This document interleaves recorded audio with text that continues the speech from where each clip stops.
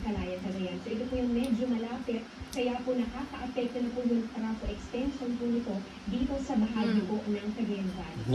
Ayon po sa Pag-asa, posibleng mag-merge o magsanib po itong dalawang low pressure area. At kapag naging isa na lang po yan, sa kanya po matuloy ito, kaya nito sa ngayon, Pag-asa, galaw yan sa mga susunod. So ito po sa ating mapa, meron tayo nakikita. Ito po yung dating bagyong Crisel na may international name na WIPA. At ito naman po posibleng sama ng panahon rin sa No more. At masyado po yung sa PAR. So may focus po natin, ito pong possible na bagyong Dante na hindi naman po inaasahang tatama dito sa Pilipinas at posibleng pong tumbukin malapit sa Taiwan.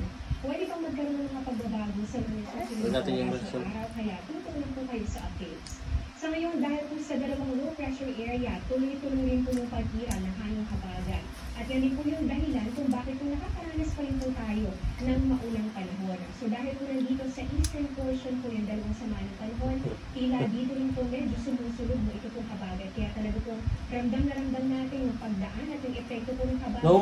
Dito po yan sa ating bansa. Pero bakit nga ba ganito na lang kung magpaulan itong habagat kahit wala nung bagyo ay sobra po yung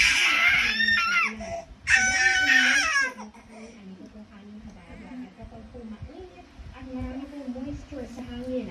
Maraming ulap dito pwedeng mabuo. Kaya mataas yung po ang tsansa ng mga pagkulan. At inaasahan po natin ito po yung mga kaulapan na dala po ng habagat. At may focus